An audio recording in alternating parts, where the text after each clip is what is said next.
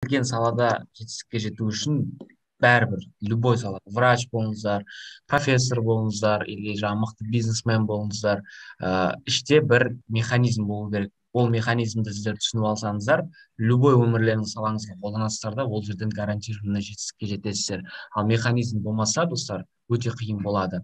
Мен өзім былай зерттей келе, көптеген врачтардан сұрай келе, жаңағыдай жетістікке жеткен адамдардан сұрай келе бір механизм түсіндім. Кіші мақсат деген бар, достар. Кіші мақсат қойсаңыздар алдарыңызға, ол не болуы мүмкін да? Мысалы инстаға бір пост жазу өзіңіздің өміріңіз туралы. Бұл кіші мақсат па әлде? Иә, кіші мақсат. Қанша минут уақыт кетеді? 20 минут уақыт кетуі мүмкін. Кішігірім іс әрекет кетті.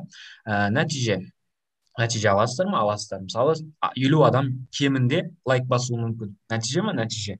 Дофамин бөлінді ма? Миыңызға бөлінді. Самооценкаңыз жоғарылады ма? Жоғарылады. Тағы не? Таңертең төсектеріңізді жинадыңыздар, кішігірім 2-ақ минуттық іс әрекет. Нәтиже алдыңыздар ма? Алдыңыздар. Спальниларыңыз тап-таза болды. Дофамин бөлінді ма? Бөлінді. Самооценка жоғарылады. Егер күнде сіздер, достар, жаңағыдай жетістік күнделігін жазатын болсаңыздар, соткаға заметка ашыңыздар да, мен өзім, достар, бұны істеймін. Январьдың бірінен бастап бір күн тастамай жаңағыдай жетістік күнделігі дегенді жасап келе жатырмын. Күнде мен бір күн ұйықтар алдында ойланамын да, бүгінгі күн қандай жетістіктермен еске қалды. Мысалы, Робешкадан 100 балл алдым. Жетістік па? Жетістік. YouTube каналға 56 адам тіркелді. Жетістік па? Жетістік. Мысалы, мен бүгін жазамын, мен бүгін вебинар өттім 25 адамға. Жетістік пе? Әлбетте жетістік, достар. Мысалы, 25 адам өмірін өзгертті. Жетістік. Осылай күнде сіздер кіші мақсаттарды қойсаңыздар, сіздер ол мақсаттарыңыз жиналады да үлкен мақсаттарды орындауға самооценка жасап береді.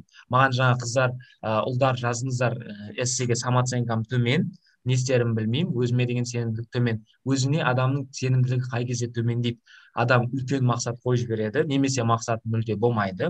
Үлкен мақсат қойса, ол адам үлкен энергия жұмсайды, 90% провал болады. Себебі менің жаңағы маған студенттер айтады, Қуаныш аға, давайте бір ай сізбен жұмыс жасайық, экзаменге мені дайындаңызшы деп айтады. Мен бұрын дайындамайтын едім, қазір эксперимент ретінде давай деп дайындап жүрмін. Студенттер, мысалы мен 5 студент алсам, олардың төртеуі егер қаттыға стараться етіп қоятын болса, 90%-дан көп провал болады, достар. Экзаменнен барып аз мақсат алады. Неге? Себебі үлкен энергия кетіп жатыр. Үлкен энергияны жұмсасаңыздар, сіздер запастарыңызды алып өмір сүретін болсаңыздар, энергия бар. Сіздер, әр адам өзі біледі. Мысалы, энергияны 1 литр су деп алсақ, мысалы, Балжан да біледі, Альби да біледі, күніне 600-дей энергияны спокойно жұмсай алады, иә. Егер одан көп жұмыс істесе, шаршап бастайтынын біледі. Яғни, мысалы, соткада қызып кетеді ғой, көп жұмыс істеп кетсе, ноутбукта дәл сол сияқты әр адам өзінің энергиясын біледі. Егер сіздер ол энергиядан шамадан тыс өздеріңізге жүктейтін болсаңыздар, уже запастағы энергияңызды алып тастайды, запастағы глюкозаларыңызды. Содан кейін ары қарай демотивация болады, шаршайсыздар, естественно. Ми айтады, мысалы, кім да, Сұңғыла или Балжан, мысалы, Алиби неге қуып кетті дейді. Неге біз қатты шаршап кеттік, давай лучше тынығып демалып алайық дейді да, демотивация болады. Еш нәрсе істегілеріңіз келмей жатасыздар. Бұл да, достар, во благо дейді. Бұндай сәтті де қабылдаңыздар. Өздеріңізге ол кезде ұрыссаңыздар, сен еріншек, неге жата бересің? Одан әрі демотивация боласыздар да. Лучше ол кезде 2 сағат ұйықтап алып, қайтадан кіші іс әрекеттерді істеу керек.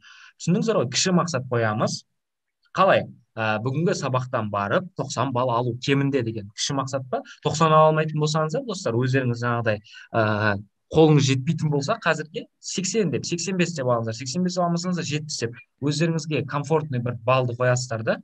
Рубежка болсын, любой неден кішігірім іс әрекеттер жасайсыздар. Мысалы, достар, экзаменнен 90 алу оңай ма, әлде бір күн сабақтан 90 алу оңай ма? Кім қалай ойлайды? Сабақтан 90 алу оңай. Сабақтан. Әрине, сабақта бір ғана Сабақтан 90 алу. Экзаменде сіздер, мысалы, 40 тақырыптан тапсыруыңыз мүмкін, ол жерде 90 алу уже надо заслужить. Ал сабақтан 90 алу өте оңай. Кіші мақсат, кіші іс әрекет жасаңыздар, нәтиже, дофамин, самооценка жоғарылады. Қазір мен сіздерге сызып көрсеткім келіп тұр бұл методиканы. Міне. Бірінші, мынандай кішкентай мақсат қойдыңыздар, сабақтан 80 балл алу. 80 алдыңыздар, уже самооценкаларыңыз ана 80-ді алғысы келмейді. Одан кейін сіздер 85 деп қоясыздар. 10-ды аласыздар. Бірінші 85 деп қойсаңыздар, мына этаптан өтпей алу қиын болады. Одан кейін 90 деп қоясыздар, одан кейін 100 деп қоясыздар, одан кейін повышка. Бұл методика любой жерде жұмыс жасайды достар. Мысалы ертең YouTube канал ашқыларыңыз келеді ме, әлде бір өздеріңіздің істеріңізді бастағыңыз келеді ме? Мысалы жаңағы сіз кондитер болғым келеді, иә, торт пісірдіңіз, ең бірінші сіздің мақсатыңыз бірінші адамға тортыңызды сату. Бірінші адамға сатсаңыз, сіз тағы да бір адамға сатып аласыз, екі адамға сатсаңыз, төрт адамға сатып аласыз. Сол сияқты масштаб ақырындап болады. Біздің адамдардың, студенттердің негізгі қателігі, мен өзім байқаймын ғой, бірден мынаны қалайды ғой, бірден мынаны қалайды да, экзаменге 2 сағат қалған кезде айтады: Қуаныш аға, қалған ақшаңды беремін, экзаменнен мені алып шық. Бұл мына нені қалап тұр, нәтижені, мына жолды өтпей. Бұл кезде студент тек қана кімді алдап тұр? Өзін ғана алдап тұр. Басқа адамдардың бәрін өзін алдай алмайды, иә, өзін алдайды, басқа адамдарды алдап тұр, бірақ миында түсініп тұр бұл зря екенін. Егер сіздер мына жолдан өтсеңіздер, достар, сіздерде білім қалады. Дәл сол сияқты, мысалы, мен бірден врач болып қазір интерн болмадым. Міне бірінші курста кішкентай ғана, екінші курс өсіп, менің кругым жылдар сайын, достар, көбеюдің арқасында бұл іс әрекет тоқтамады да, менен бір нәрсе ақырын шығып жатыр, достар. Дәл сол сияқты, сіздер кіші мақсат қоймасаңыздар, мынаған қарай секіру қатты қиын болады. Егер бірінші хотя бы жаңа нені, төсектеріңізді таңертең жинай алсаңыздар, қалған мақсаттарды орындай аласыздар. Әлемді өзгерткің келсе, таңертең тұрғанда төсегін жина деп айтқан екен. Бұл өте дұрыс әңгіме, достар. Егер адам таңертең тұрып төсегін жинай алмаса, немесе жаңағыдай қарапайым сабақтан 90 балл алмаса, өте қиын болады. Өздеріңіз айттыңыздар, сабақтан 90 алу оңай, оған кішігірім ақ іс әрекет, кішігірім ақ энергия кетеді. Ал экзаменнен мен сабақ оқымай, мына кішігірім энергиялығын төкпей, экзаменге келіп, мен қазір бәрін алдап кетемін, мен қазір бәрін жыртамын десеңіздер, үлкен мақсат қойып жібересіздер. Сіздер әлі оған дайын емессіздер. Мен қазір турникке тартыламын да, мысалы, жүгіремін, анда-санда боксировать етемін. Мысалы, қазір маған Конор Макгрегор, Флойд Майвезермен төбелес дегендей болады. Мен әрине ұтыламын, себебі мен оған жетпеді уровень, достар, әлі. Себебі мен мына жақта жүрмін, ал ол мына жақта. Жаңағыдай ғой, мынау сіздердің 90 балдарыңыз, бүкіл сабақтан алғыларыңыз келетін повышкаларыңыз, мынау биікте тұр дейік та, міне, бұл шың дейік. Мына жерде сіз тұрсыз. Сіз әлі саналы түрде жете алмадыңыздар. Жаңағы везение болса, жолдарыңыз болып кетсе мүмкін. Былай мынаған жету үшін, достар, сіздер шаг за шагым жетулеріңіз керек. Міне жақындадыңыздар, соңында алдыңыздар. Мен қазір өзім өміріме мысал келтіремін, ары қарай бұл кейсте сіздердің түсінулеріңіз керек. Үлкен мақсат қоймаймыз, достар. Мысалы, мен Камри аламын десеңіздер, бұл үлкен мақсат. Себебі миларыңыз түсінбейді, қандай жолмен аламын, ақшаны қайдан табамын.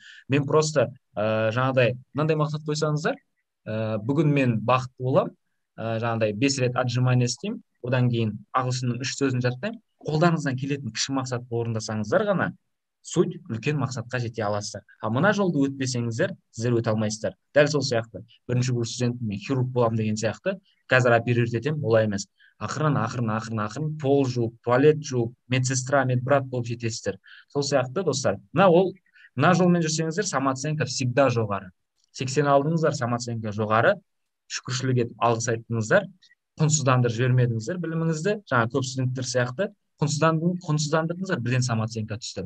Ақырын жеттіңіздер. Ал үлкен мақсат, бұл любой кезде демотивация. Мен қазір YouTube каналда 3 ай, мысалы, 1 жылдың ішінде 500 мың подписчик жинаймын десем, бұл үлкен мақсат. Мен уже артық қорымды қосып бастаймын. Мен уже блогерлерден реклама аламын, жаңағыдай выпендриваться етем, керек емес өзіме ұнамайтын тақырыптарды түсіремін деген сияқты үлкен мақсатқа жету үшін мен өзім қаламайтын немесе істегім келмейтін заттарды істеймін, ол ары қарай демотивацияға алып кетеді.